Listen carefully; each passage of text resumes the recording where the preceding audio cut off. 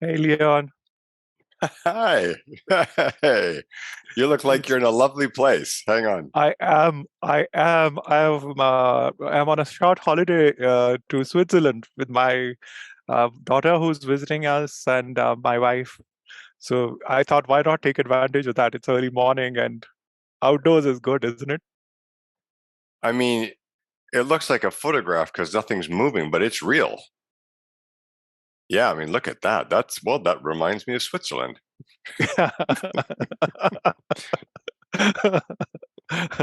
Yeah, quite lovely. Yeah, it Yeah. is. It Yeah. is, and it clears up a little bit more. You'll see some snow as well. It's beautiful.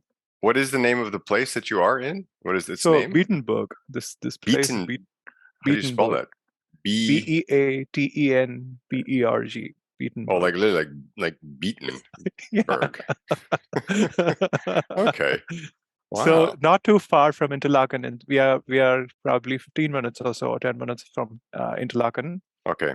Well, I But it have is been through the Interlaken region before many mm, years ago, right. in the winter, in the dead of winter. Mhm. So I don't know if I've passed by on the train, saw Beatenberg, but it wasn't green. It was frozen solid out there, everything, and very Yeah, I can white. imagine. Yeah. I can imagine. And more of that coming up for you, is it? In Canada? The frozen stuff. Yeah. Yeah. Thanks for the reminder. Yeah. Yeah. More of the frozen stuff. A lot. Mm, And mm. forest fires. So either Oh, it's yeah. burning to the ground or it's freezing cold. It's going to be just Yeah. a lovely experience. They It's don't have it's really forest fires interesting. there, though. Y- Yeah, not many, not many. No. But it's really interesting. I was listening to you talking to Rohini, where you were talking about, say, what Asia offered to you, and how Canada is must feel like. And I didn't finish listening to it. I wonder if you spoke about it. It might be something like going home to people, everybody. You mean in terms of what I'm anticipating in the experience? Both, whatever comes. I mean, let me set the context. Yeah, What you were saying in conversation with Rohini was how when you were drawn to explore what is your own work and what is your own truth, you were drawn towards Asia because you felt that also gives you kind of a fresh start away from the yeah, people who knew the old you. yeah. There was definitely a part of that. I don't Yeah. feel that going back so much. I mean, there's obviously distance between people in the sense that I haven't seen many people for 30 years. Mm. But with so many people that you know well but don't see for long periods of time, I'm sure you have experienced this. When Mm. you go back, it's almost as though it's just been a while since you've seen them and life just picks up Yeah. kind of, where it left off without Yeah. much Yeah. interruption because there's something in the connection that never really faded. Yeah. So I expect that'll happen too. But the truth is there's no part of me that really wants to go to Canada. There's no there's no part of this that can't wait or is looking forward to or sits in great anticipation of. There is none of that. I am much more of the, well, we're going, so let's just trust this and see what comes out of it. Mm. But that's very different than the move to Asia because the move to Asia had that also, but it also had the great anticipation, the great Mm. excitement, the looking forward to, can't wait piece. And that there is no part of me that is inhabiting that space right now. I get that. I get that. Um, um, and I've experienced that a bit too. And I'm up to some movement as well. Me and my Okay, yeah. family. My wife's What are got you it. up to? Houston. We are moving to Houston, US. Wow. Now, Yeah. okay. I have certain impressions of Houston. Why Houston? My wife will work out of Houston. Her company is moving her to Houston. She is into the industrial gases, and that's the place to be for those kinds of companies. They have a big Okay. presence there, and I'm kind of tagging along. And so I'm being open to it as well. As you might recall, we are presently in Paris, and Yeah. majority of my work ends up being online since Okay. I never learned uh, French fully. So Canadian people might know, of course, far better All than me. right. But uh, now that this Houston thing is coming up, I'm also, I would say, open. Let me see what shows up. But another thing that seems to happen in my life quite often is this 4-year stint thing. All my life, it's Mm, almost been as if every 4 years, me and my wife have moved. Sometimes interesting. together, sometimes on our own. Okay, why don't I want to go and teach at a university in an Indian village? My wife, Bela, let me go for 4 years on my own, and we go with anticipation. So I've got this formula of relatively clearly worked out. So every time there's a movement, I start drafting in my mind what is possible. Hmm. So what could be next? Let's see what Right. What could happens. be? Yes. Does that shift something for you when you do that? So it does. I mean, it's about putting you at the max level of yourself. It's like the being, bringing all the being together in terms of, okay, what would be the truest version of you in this Hmm. new place that you're going to? Yeah. You Yeah. know, dropping whatever Interesting. is left of the pretense and the Yeah. discomfort, or Yeah. Yeah. And opening yourself up to, in this yeah, case, at least in your next move, a very new cultural experience. yeah, Just immediately upon arrival. I mean, France to America, what a difference. France, Paris, the cultural capital mecca of Europe, to Houston, Texas, right?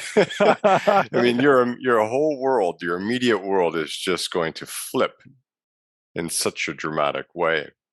And those cultural influences, yeah, I find even the thought of what is the best self that I want to bring, I still find there's just some kind of an adaptation process that I cannot explain. Like, and I'll share what I mean.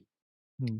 I'm at the point now where I can travel to any country in Asia, even countries I don't live or haven't been to often. I can disembark from the airplane, and within an hour or two, I feel right at home. And it doesn't matter what the culture, doesn't matter which country in Asia, same thing. I get off the plane in Canada, and I feel like a foreigner in a foreign land. And that feeling doesn't go away for weeks. And yet I'm Canadian.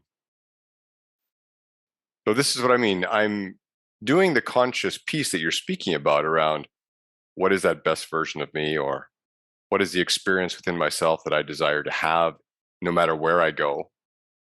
But yet this piece seems completely either, well, it's inexplicable to me because I don't understand what generates it. Like, how is it possible that I can still land in a country that I've never been, although it's in Asia, and be at home within a short period of time, but not have that same feeling in my home country where I lived for 25 years? So it's an inexplicable thing that seems to add a kind of layer Hmm. to, no matter what I'm choosing, is the sense in Canada, at least, as I'm still a duck out of water. Then the adaptation process, I have to give myself much longer to go through.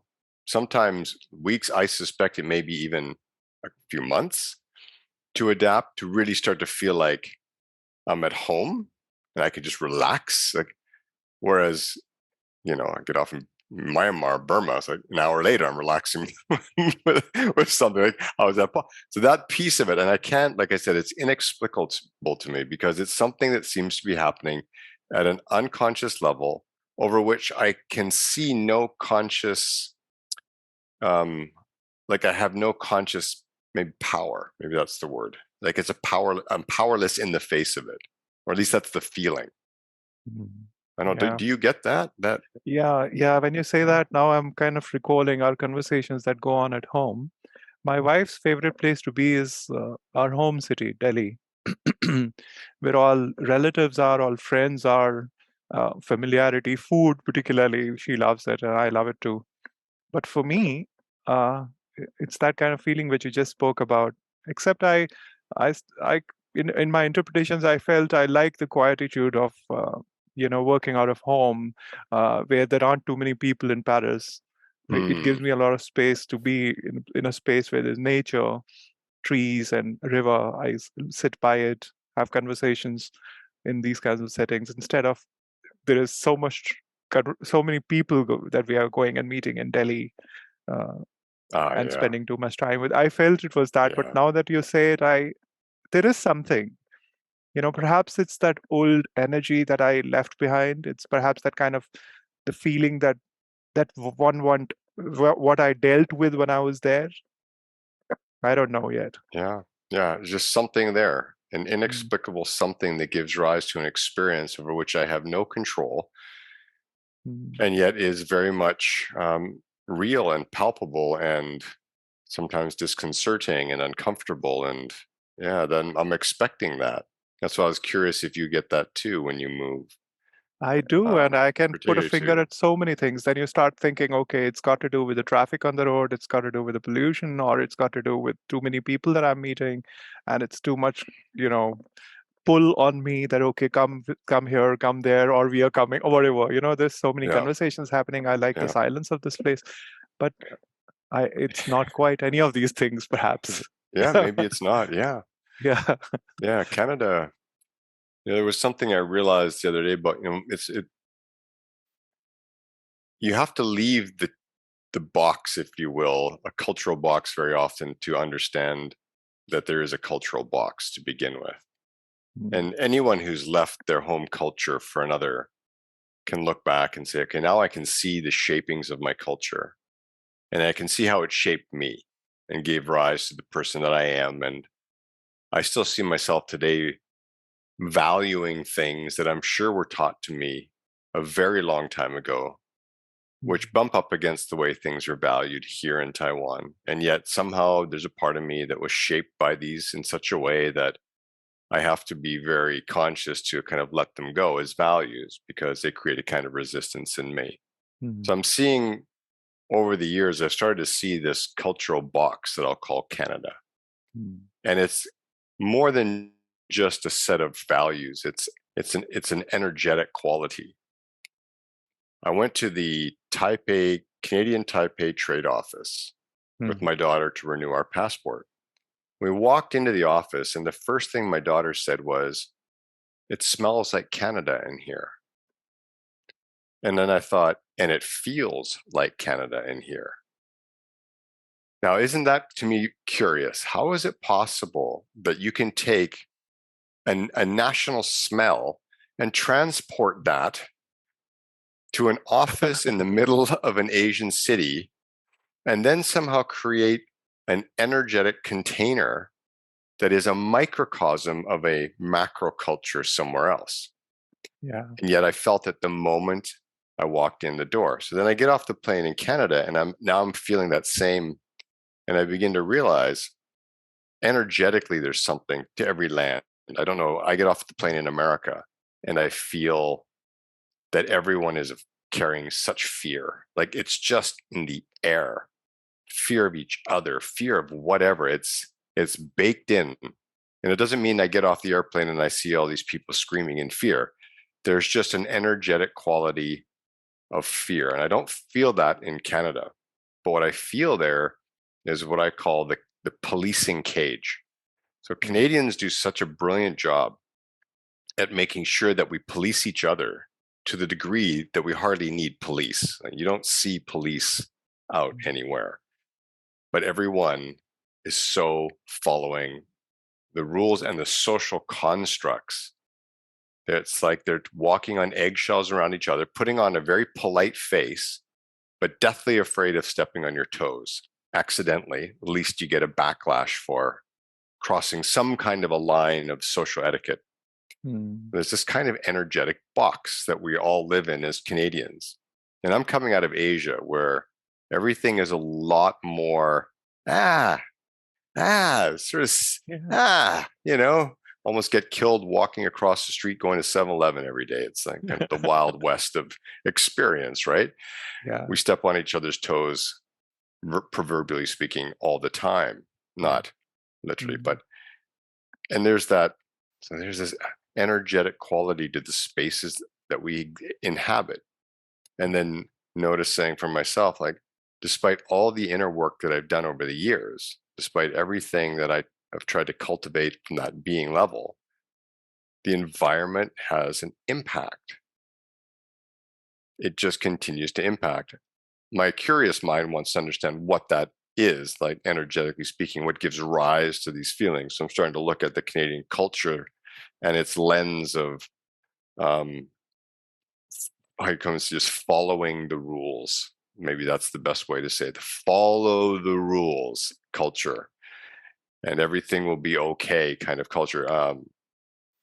This is where I'm at. I'm just lately, as I'm thinking about moving back to Canada and reflecting on all these things, I can never get past the feeling of the cultural box that I'm Mm. about to enter into. And I'm not yet sure what it will take to shake it, except perhaps adaptation that takes time. Mm. Maybe. When I was, I say there were conversations around energy that I used to sometimes hear that people would say, what great energy. I visited this place and there was such vibrant energy. I couldn't understand it at first. I mean, this was not something that resonated. I couldn't put my finger on what it meant, but now I know what you mean. There is, uh, so there may be, um, it may exist in conversations, or even in perhaps subtler forms, in thoughts that we have shared, and we have the thinking we have left behind, and it Yeah. shows up in the way that we live, in every way possible. For example, a small thing that comes up to me, and it's such a subtle thing, it doesn't even perhaps have meaning for anybody else.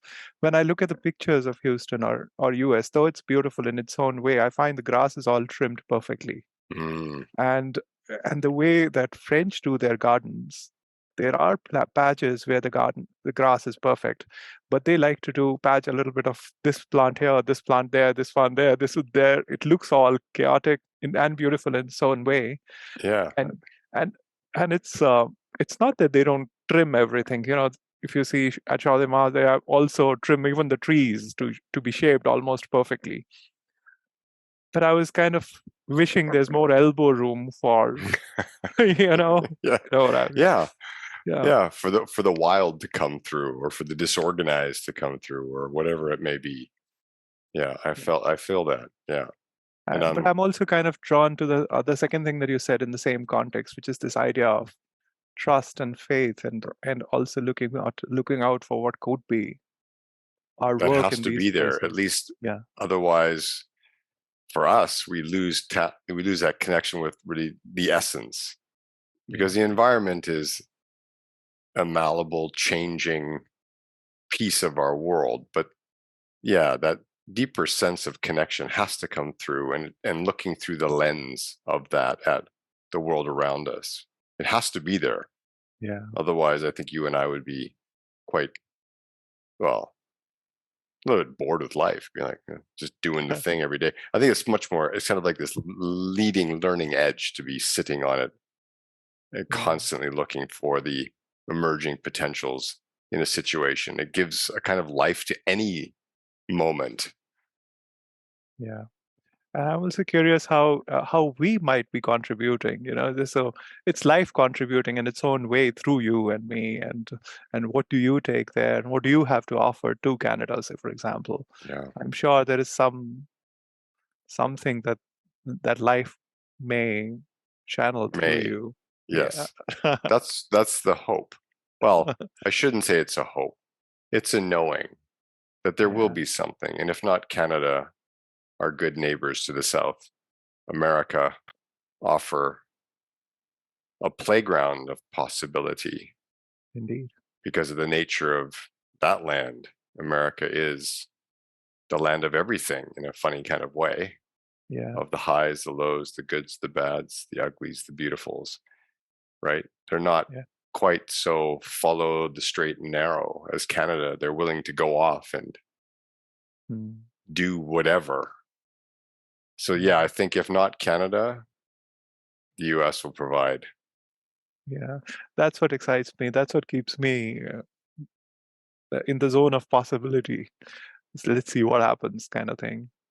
Where are most of your clients that you're working with located? That's really interesting, Leon. Majority of them are in India. Around 35-40% are in rest of the world, all over, including Australia, US, and Europe. Are they So mostly India-based, like Indian natives? yeah, originally Indian. Majority of them, almost 80%, 90% of Yeah. them are Indians, or Indians settled abroad and Mm, elsewhere. So, but as I'm kind of trying to stay fluid and seeing what shows up next. yeah. It's kind of interesting. In what comes up, there may be some of the old which kind of finds its own expression, but I'm curious about how what shows up in the next way. I'm every time I move, I'm filled with energy, Hmm. with this energy of anticipation of, Hmm. okay, I want to try this, I want to try that. So you know, And see what comes of it. what Yeah. comes up. So I'm really Yeah. So curious that about, is there for you. Anticipation is there, kind of excitement, energy, yeah, looking forward to. That is there, despite the yeah. great gulf between the Texan culture and the Parisian culture. Indeed, it is there. In some way, it is definitely there. I'm really looking forward to it from that point of view. That let's see, the thing that you say about US, that let's see what becomes possible. Yeah.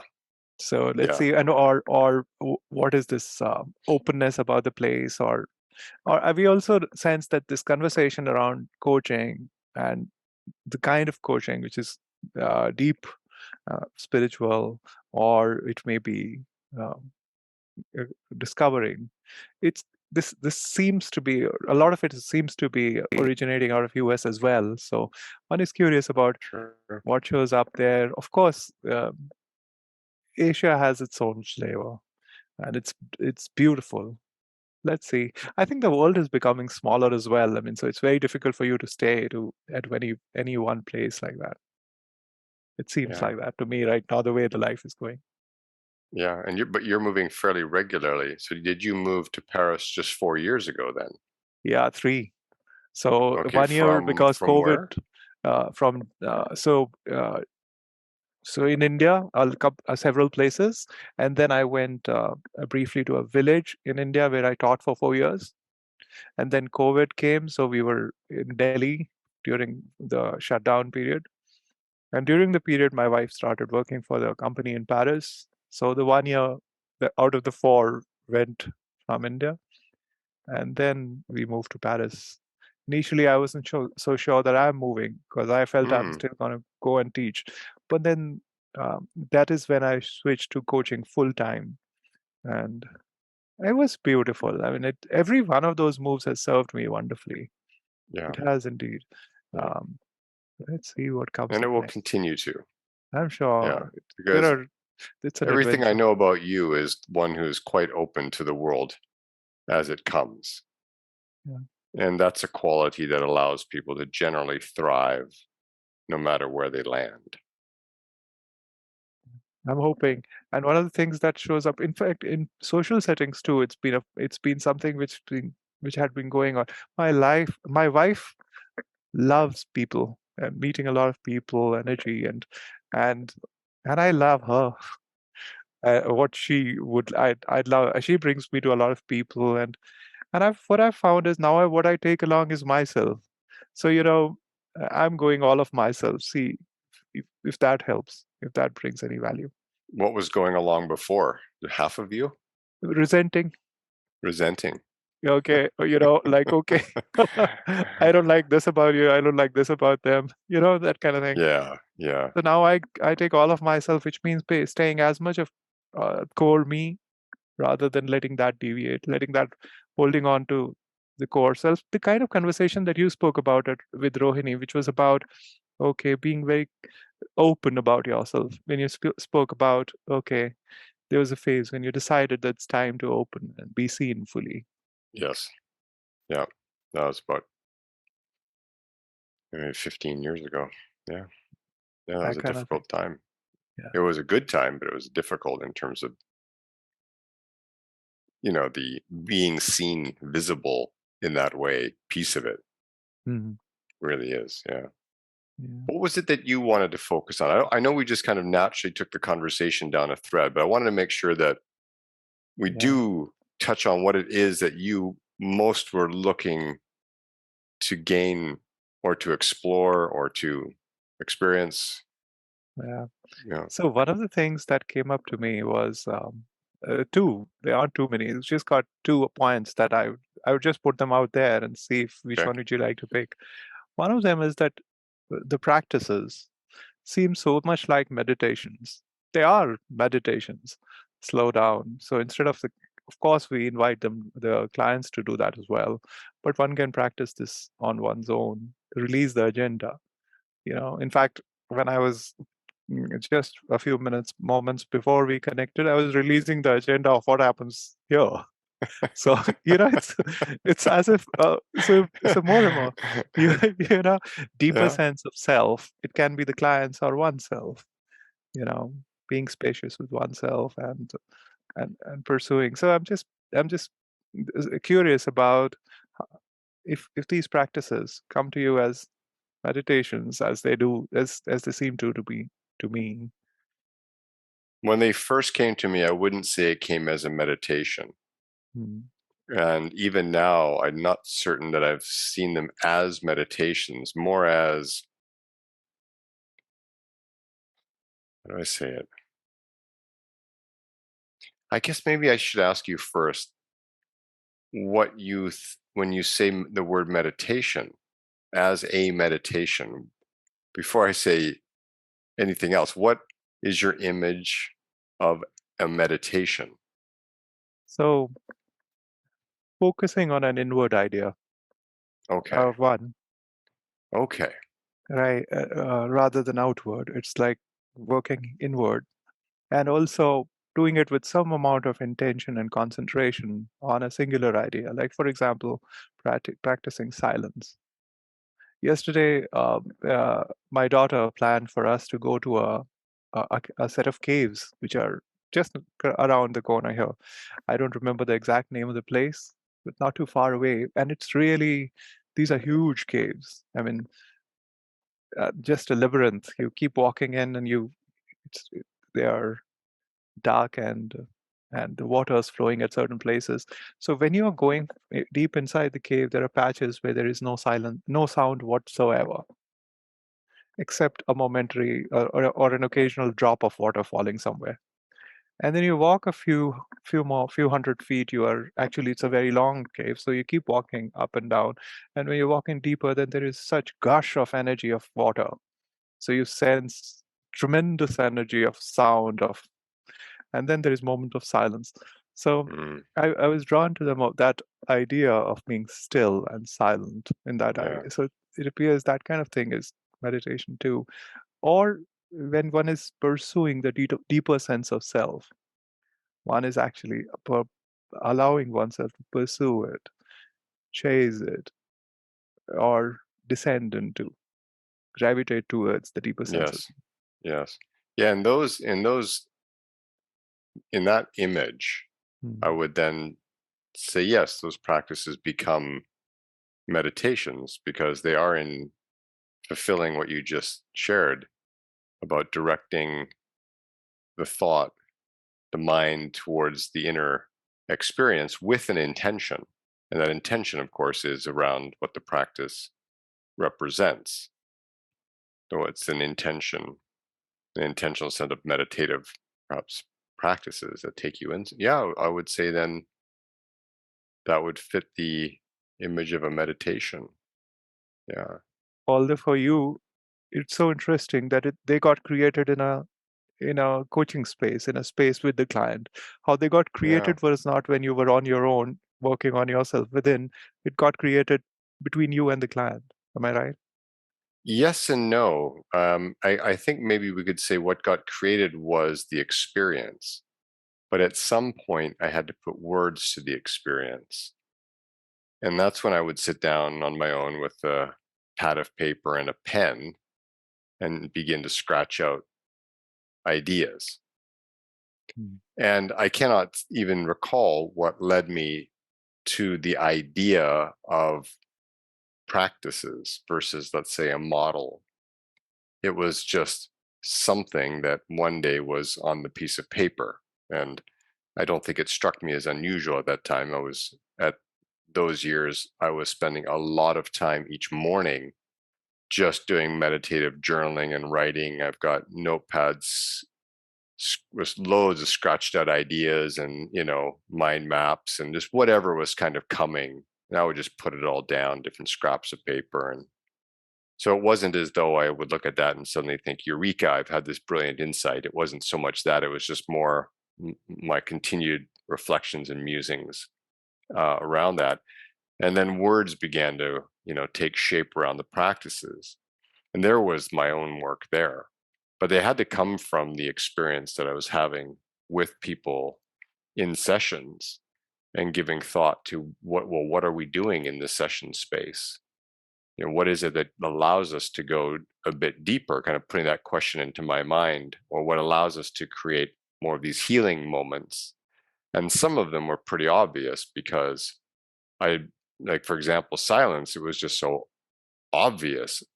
I was doing these light body healing sessions with clients in which we very intentionally sit in silence with each other for 20, 40, 50 minutes.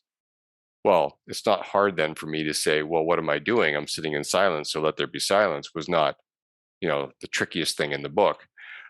And some of them came to me through, let's say I'd have a conversation with somebody. I had a mentor in Taipei, an older gentleman, and I used to go over to his place every few weeks, and we would just sit in his office and have a conversation about his life. And I would take notes, and sometimes he would say things, certain phrases, and I would just write them down. And sometimes something stuck that he said, and I was like, okay, that's something there. What does that mean? Like this idea of attuning to the deeper self. Like, what does that phrase mean for me when I hear it, right? And so then I would just, all these things were just kind of I was capturing in different ways, thoughts and images, and they were finding their way to notebooks. And yeah, and then it came out that way. But they were always, then it was like, well, what's happening in the sessions? Like, does this fit? I mean, I'm attracted to that phrasing or that word or that image, no matter where I got it from. It's just something there that's important to me, but does that fit with what is happening in the coaching space? And I'd have to bump those two up against each other. And sometimes it felt like, I think the wording is nice, the phrasing is nice. It's not really what we're doing here. Maybe really what's not happening. So I would discard it. Okay. That was the kind of process of filtering until I was able to say, yeah, there's a group here. They feel quite true for the experience that I'm having. And then there was a period of, putting those into the world through the first DCI. I'm pretty sure that I've revised the practices since the first one. I can't recall precisely the wording of the originals, but they had to go through a couple of rounds of iterations also, just to come to the point where, again, through teaching it, is it enough? Is it what's happening? Is it capturing it? Those questions kept coming in as well. So it wasn't in like a quick process. A lot of reflection around each of them. It's really interesting. Something that occurred to me. Martin Heidegger, the philosopher, he has a favorite word for being. It's Dasein. It's German for being there, being there. So now, in an idea of being, while one associates with oneself being, Martin Heidegger says being is reflected out there. So how you relate to people, how your being is showing up as your experience of living in the world is reflection of being, is the true being, because the truest being is silent. Perhaps I think that also brings up the next question, which is the idea of the core being. I know that as one is pursuing the shifts in being, or the shift in being, one is going, and the book invites you towards the experience of pure I am. The Yes. idea of I am that I am. I'm curious about listening to you more from that fundamental being. What would you like to share? What would you like to say about the core You foundation? mentioned the piece of it being silence. Do you experience it that way, as just pure isness without Yeah. anything around it, if you will? Mm. The more one dives, my discovery, and I'm curious to listen to yours. Yeah. The more one dives, I found there is uh, the silence, the discovery of silence gets subtler. The noise gets subtler. The, so there is still, uh, and it gets pleasant. It gets the quieter it gets, the more pleasant it gets. It gets um, energetically still. It gets so.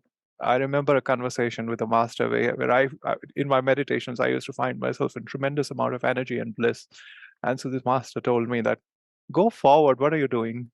Don't get stuck there. So, and it resonated in that moment. He answered a million of my other questions, so it came with a certain sense of authority. I was here Yeah. accomplishing stuff, Yeah. validating my experiences, that this is exciting.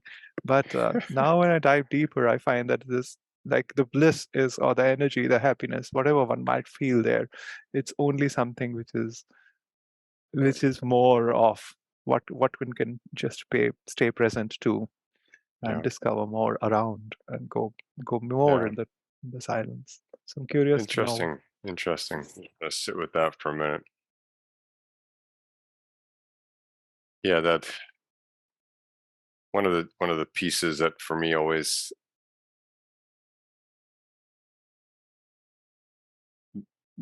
I liken that sense of I am to just almost like a spark.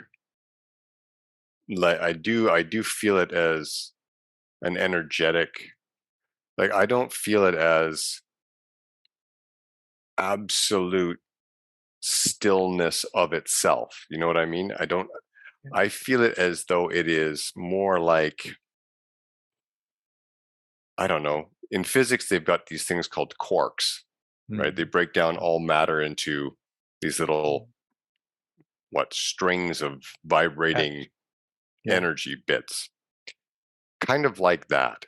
Mm. I mean, if you look at an object, it looks sitting there, it is immoving, it is still in and of itself. You look at your table, it is absolutely still of itself. But we know that, it's a little like that. I get this when I'm with it, I just get this sense of liveliness. Mm. Yeah, not void of life, not lifeless in that um, placid sense, but liveliness is in a kind of energetic spark. And what that spark for me wants to do is influence, not, I shouldn't say it wants to do it, because I don't think that's the right it's not the right words. It's not a want, it simply does. It is. So it doesn't want, it simply is, Mm. when I allow it, influencing my mind and moment by moment experience of myself and life. Right. I have this image in the book about, the essential self being kind of like a light that kind of, you know, light Mm. upon light, that image, and the light of me kind of, it's almost as though it wants to not, I can't even, my wording again, I gotta find the right words. It influences of its own nature when Mm. I allow it, meaning I create the space in the totality of me for that to Mm. influence the way that I experience myself and then life on a more visceral, physical 3D plane. How do I say? Mm. Yeah. Mm. Mm.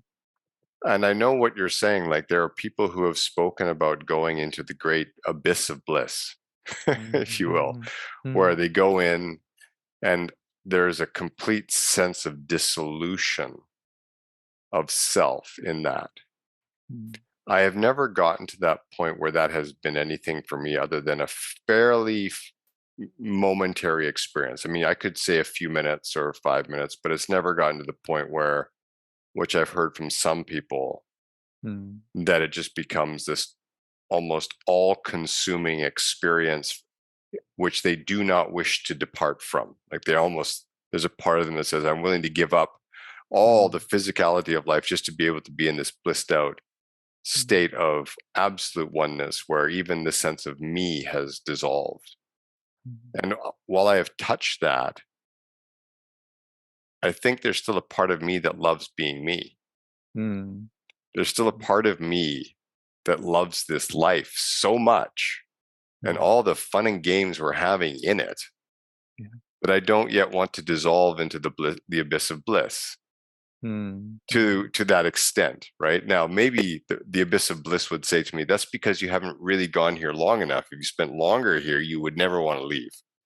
And then mm, maybe that's true. So maybe there's a part of me at a very deep soul level that says, well, then let's not do that. Let's mm, not do that because we're not really ready for that or desiring of it, because we really want to see what it is to come alive in this yeah, 3D, 4D world that we live in. yeah. And how do we most come alive? And that's when I feel like these times of connection with that essence is just like this roaring force of energy that wants to move through. Again, I use the word wants to because that's not the right word, is moving through when I get something out of the way enough for it to do that. Yeah. And that's usually my little monkey mind that wants to, think about things and Mm. understand things and assess things and reflect on things and make things happen and create things. Like, that mind, Yeah, yeah. wants to get in there and kind of, move things along. Um, but it influences that part of me when Mm, I really allow it. And that's when I find the most joy can come through. That's when I start to feel true joy, like waves of joy, mm. inexplicable, just joy. It's like, whoa. And then my mind goes, that was really cool. Right? This is great. Yeah. Starts thinking about it right away, analyzing it, little voices. But that's where I am with it. I don't know if that, No, it's beautiful. makes And sense to you. it's beautiful and something that acknowledges it is one of DCI's classmates, Poonam Bharti, is leading a book reading class of Gita, Bhagavad Gita. So in that there is a shloka where there's an invitation to let the breath merge in the energy. So there is a small mention of that. So there is. Uh, there's an invitation to focus on energy, which was there. I'm also curious about another thing that you spoke about in another interview, which was so delicious, and that I wanted to see how to practice that. It's that living in communion, and I get that Yeah. flavor of it when I listen to you. I'm just curious to have more light on whatever is coming to you when you say that.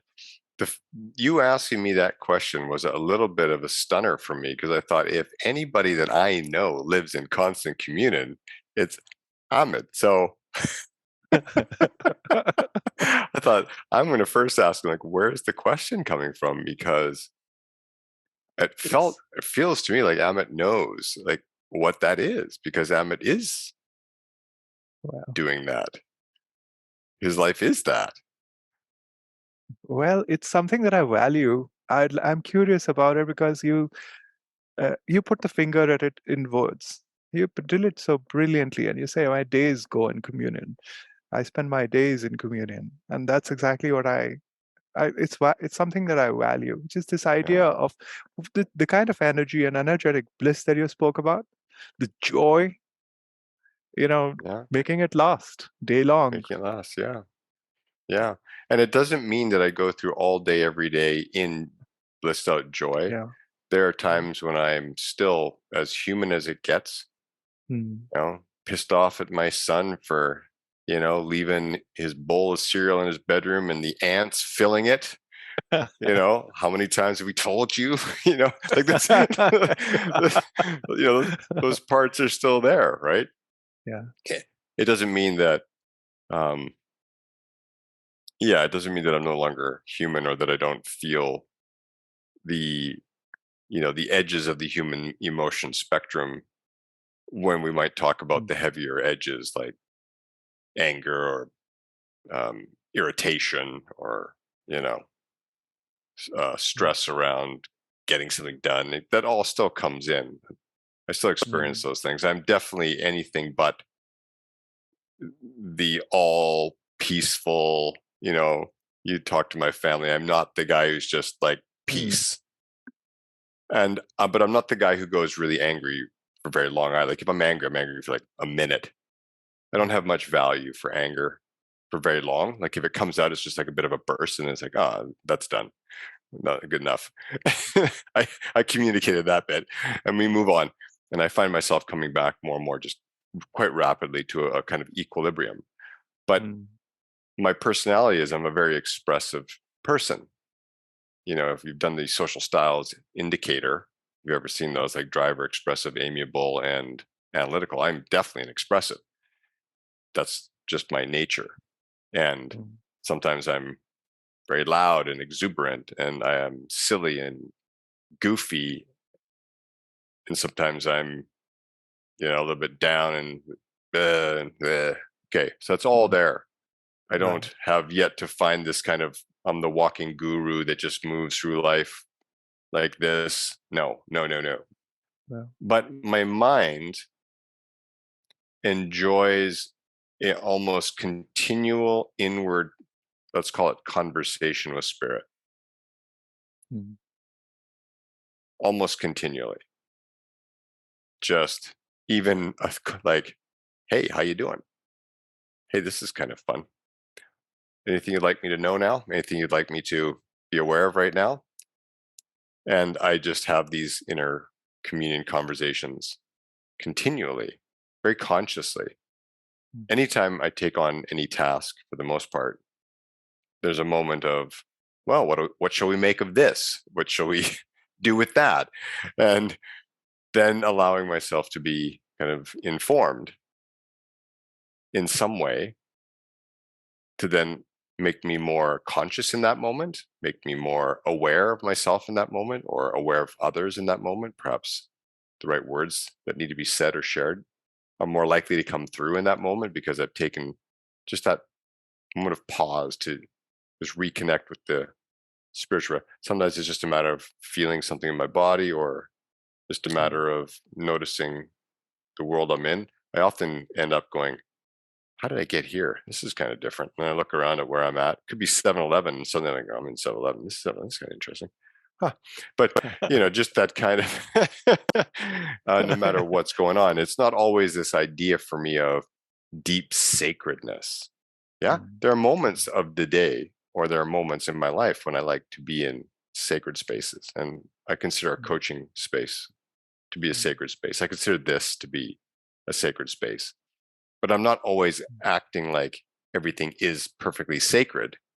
But I do still enjoy the recognition that I am part of something greater and can have that inner kind of dialogue or awareness all the time, even if the thing looks like I'm cleaning the kitty litter box. People will say, what's a no, there's nothing sacred about cat poop, right? It's just, you got to clean the cat poop. It's got to be done. Okay. But you know what I mean, right? Like I don't walk through life like everything's just like, that's just not me. Yeah, I get that. And I'm not this perfectly keeled guy either. But it's just the inner place that I like to turn to with such regularity. I think that's the core of it. Yeah, that's a beautiful invitation as well. I mean, I really enjoyed what you said about it. There are two other things that I'm curious about. You could pick either of them. One is this idea of when you describe spirituality, you speak in terms of aliveness, and it's not so much as verbal perfection that but the way that you describe it becomes real to the listener. When I'm listening, it becomes palpable. So that's one. And the other is, I'm curious about what's spirit for you. When you say spirit, I'm just curious. Once again, it's not the perfect definition. It's just about, okay, because in your description, it comes alive. Yeah. Just curious about it. And I know that for everybody and I say this in the book too, that everyone needs to define what spirit with a capital S is for themselves. And we'll all do it based on our upbringing, our religious teachings or lack thereof, of our own personal experience, or just the way that we like to conceive of spirit, just in the mind, right? And this idea that spirit, this vast entity of consciousness and life, some people call it God, some people call it source, some people call it the divine. Um, it's the idea of the vast intelligence that supports all existence, the vast intelligence that gives rise to all that is. To me, that's spirit. And there are going to be many facets of spirit. For example, some people say, well, there's angels. That's a facet or an aspect of grand spiritual expression, that there's something that we might say, a set of entities called angels. Okay, great. Those things can be there for people too. And when I talk about spirit with the capital S, sometimes I just refer to all of it, all that unseen reality which supports human existence, universal existence, an intelligence, a resource, a partner that is in us, works through us as much as we are in it. And therefore, this idea of separation, we talk about the egoic sense of separation, how that falls apart when we really truly experience spiritual reality as one. But I do sometimes carry this idea that there is in this something called an individual. There is something unique about each of us that I'm not really a proponent of I don't exist. There are some teachings that go there. If you get right down to essence, you disappear into the wave and you don't exist. And maybe at some ultimate fundamental level, that's true, but it doesn't serve me to hold that in this life. What serves me better is the thought that I am a unique individual expression bestowed with a kind of gift. Let's call it the gift of personality. That personality is something utterly essential and almost like inseparable from the beingness that I am. I wish I could describe it more. It's more than just what I like and don't like, or there's something that is unique, that makes me unique, that makes you unique, that if we stood in this universe of 50 quadrillion beings, there would still be Amit and Leon known as Amit and Leon, like recognized on a universal scale, that there is something called Amit. One, it might be a different name, doesn't matter. Just there is that, which is an individual I within this vast collective, right? So when I conceive of spirit in myself, I see that I have something that I call my spirit.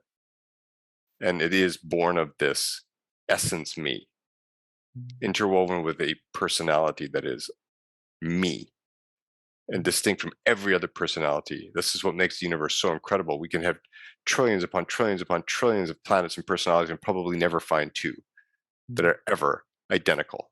It goes on for infinite. That's the level of creative intelligence we are within. But then I see this idea of spirit, that great existential reality, that omnipresent reality, and I am in it and it is in me, and it's a kind of a partnership. It becomes a conscious partnership. That's the piece that for me is important, that it is conscious partnership. And how that partnership manifests can be different for every person. that's what, again, is the creative aspect of how our life is. For some, they might say, well, the way that I create with spirit is I talk to my guardian angel. Okay, great. Or some others might say I channel a being, or whatever it is. It doesn't make any difference to me.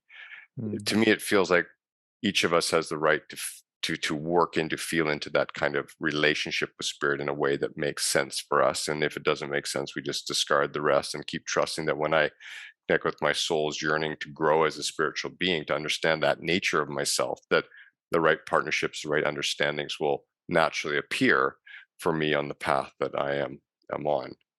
So my relationship with infinite spirit seems to be honed almost through the desire to grow my own spirit. And as I said, I often had these inner conversations with spirit, right? So it's like just this ongoing dialogue. And I don't do it in a religious way, because I don't really have much religion in my background. So I don't have all these ideas about how I must pray, or the way that must be ritualized, or a way that I must conceive of myself in relationship to that. Like I am small and it is big. Like all of that stuff is just gone.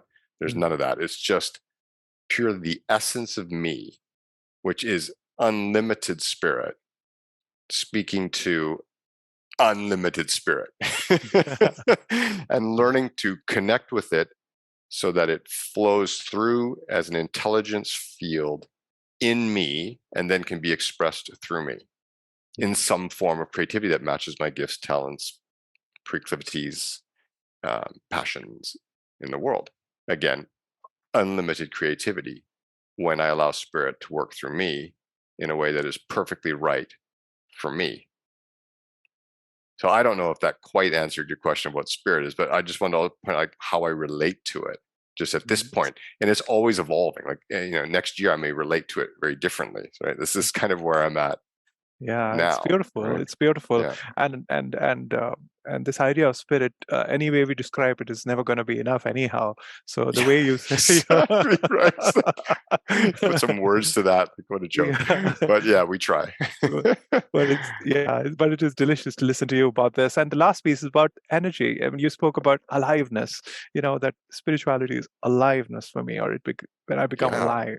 Yeah. Say something Isn't it about that. though? Isn't it for you too though? Like isn't it like the juice of life? Isn't to explore the most essential aspect of that which we are, alive within the greatest spiritual existence.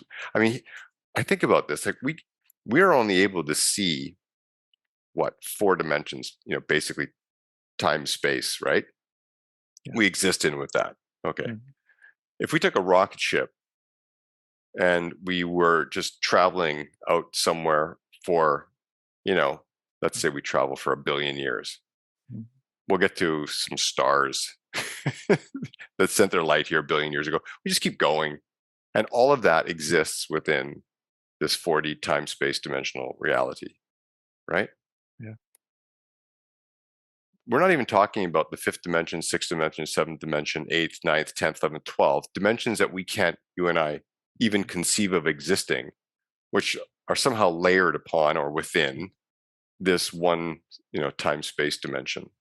So to get a handle on the sheer scale of life, I mean, we can't get a handle on the 4D scale of life, like what's possible if we just take a rocket ship and go. That's just the 4D scale. What's possible beyond and beyond and beyond and beyond?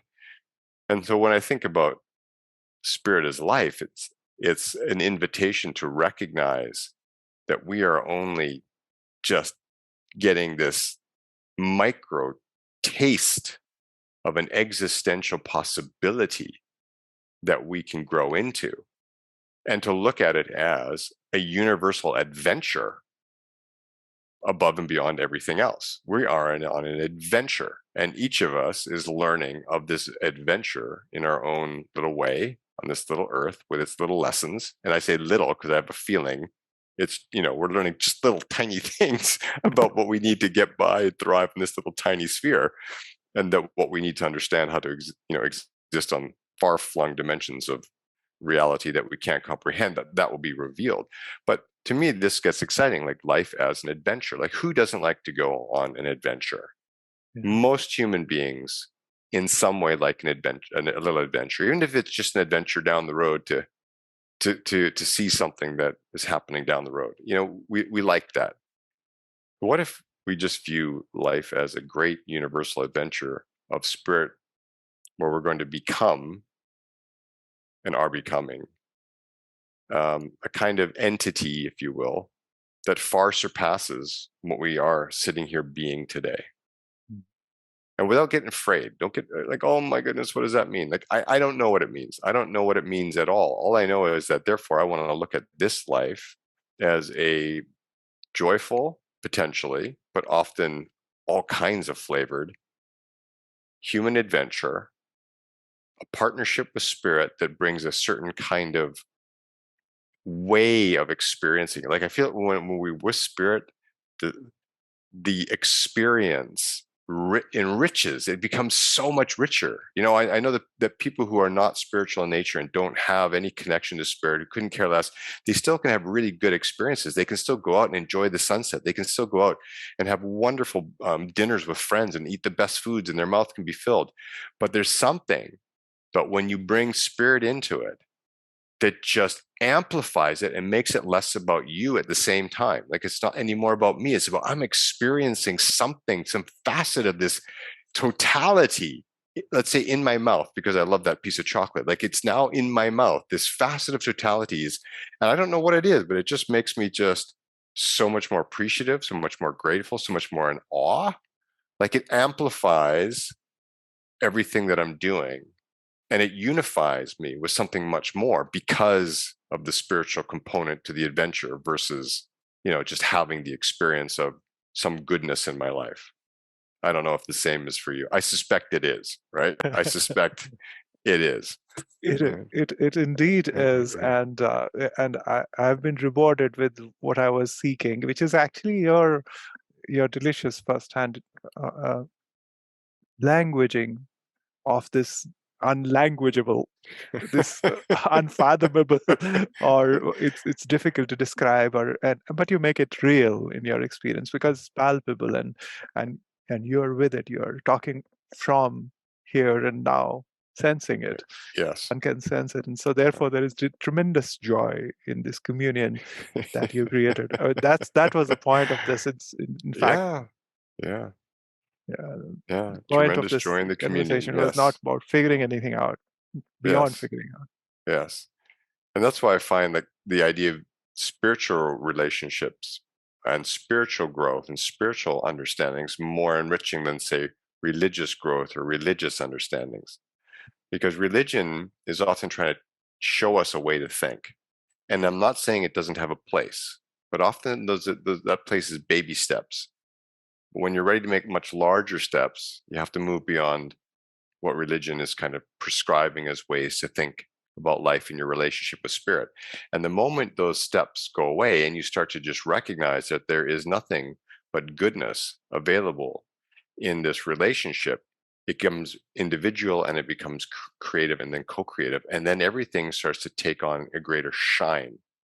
That's when life really, it's almost like that's an accelerant. Like, now things are really picking up steam for people when they begin to truly understand the nature of spirituality, not as a way to have to think, not as a prescription for life, not as a set of do's and don'ts, but a creative relationship that amplifies your personal experience within life almost exclusively towards goodness. Like, things truly become better. Things taste better. They're perceived better. They sound better.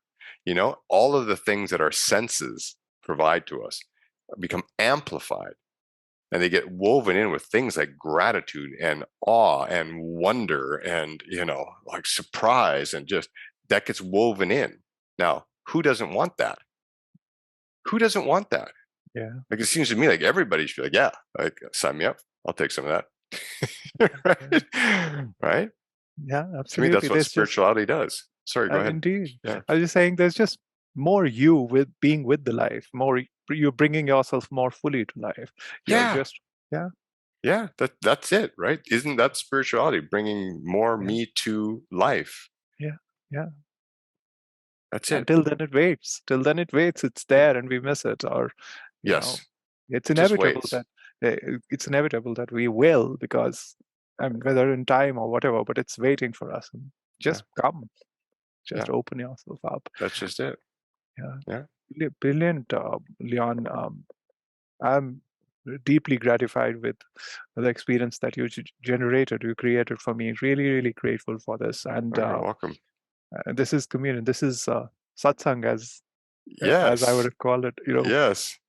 I had to look up that word. When you said satsang, I'm like, should probably look that up before I agree to it.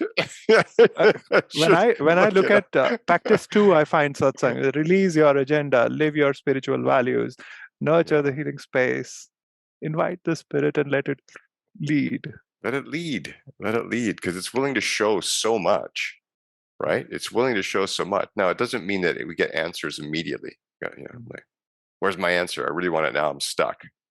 Oh, what? There's no answer. Well, this is bollocks. This isn't true. Yeah. Look, we don't always get what we want immediately. That's just part of the human experience, right? Yeah. So there's a trusting element that we have to grow into. But man, it offers life so much more. I can't even imagine my life without spiritual reality. Like awareness. Maybe say, I can't imagine like what my life would be like. It'd be like food without salt or something, right? Bland. It's that aliveness. You to take that out, and then what is left? What you speak about, that extra spark. Yeah. I mean, everything in the universe is created by what seem to be sparks. In universes, planets, bang, big booms, explosions, It's almost as though the universe is putting on a fireworks show for us constantly, Entire galaxies form through, big bangs and whatnot. Yeah. So why should our life be any different? Like, why would life create through us any differently than and it doesn't mean that every human person is highly expressive like I am, or highly, exuberant about all things. But spirituality, no matter who you are, stirs something. It does. That amplifies the goodness. Yeah. And amplifies is such a beautiful word. It's as if it brings it to that spark, igniting an explosion of liveness. Yeah. So that's the piece, circling back, right? Coming back to you moving to Houston and me moving back to Canada, right? So regardless of the environmental context, which will want to have its way with us because it's there doing its thing, we're still going to find what we're looking for, in a sense, because what we're looking for comes from within. And it's just going to create a kind of experience. And we can sit in awe and wonder and joy, and at times in frustration and anger and whatever else comes up, because that's there too. And it will all be good. It will all be good. We'll have good experiences. We'll meet good people. We'll create good things. And we'll see another part of this world that needs whatever we bring. Whatever you bring, you still bring to Houston. You're not leaving it on the coaching calls because you work virtually. You bring you to Houston, right? I bring me to Canada. There's going to be impact in ways we can't yet comprehend. But just staying in that spark of possibility within and let it lead. Absolutely. In gratitude, letting it lead and celebrating it, trusting it, putting one's faith and letting it brilliantly done. Leon, tell me, what would you call this conversation? What do we title it? Would you be good with us sharing it on YouTube and letting other people listen? Yeah, that's perfectly fine. I have no issue with YouTube or any other platform. and so what comes you use to you use the word satsang. Satsang. Did I say that right? Satsang? Yeah, maybe that's right. That's the word, because that's what you invited, and that's what we're doing. Right. Brilliant. Beautiful. So the word satsang is about truth and company. So it's about communion. It's about communion with truth. Perfect. That's what we did. We communed with truth, at least our truth.